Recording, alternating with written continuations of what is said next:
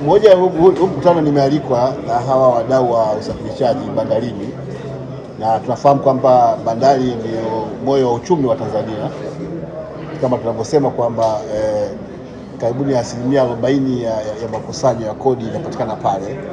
Huwezi kuzungumza uchumi wa Tanzania wakati kuzungumza bandari.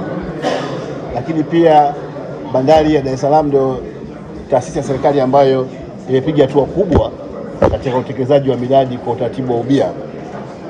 Kwa hiyo wanapokuwa tunapokuwa kuna mijadala ambayo inahusu masuala ya bandari, kama mkurugenzi wa ubia nao wajibu mkubwa wa kuwepo kwa sababu hiyo.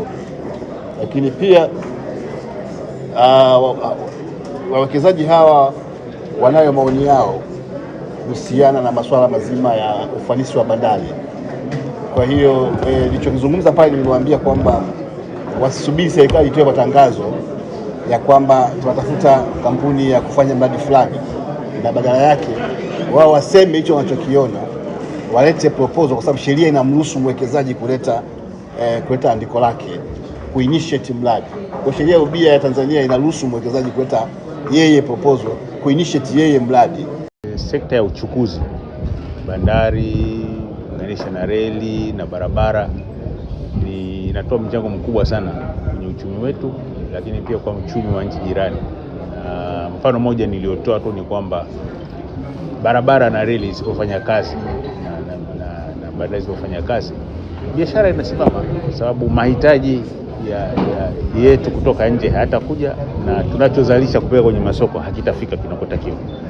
Kwa hiyo ni sekta muhimu sana, na kwa kuwa haituhusu sisi tu, inahusu hata nchi jirani na nini, ni kwamba hata wale wanatutegemea sisi.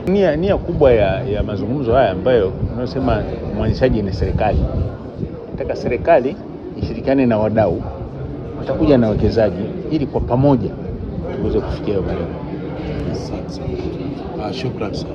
Matarajio yetu ni kwamba wadau watajifunza fursa zilizopo kwenye uwekezaji na hasa kwenye tasnia hii ya usafirishaji, ili kuweza kupunguza gharama za usafirishaji ambazo kama nilivyoeleza awali imekuwa ni 1% kubwa ya bei ya mwisho ya bidhaa.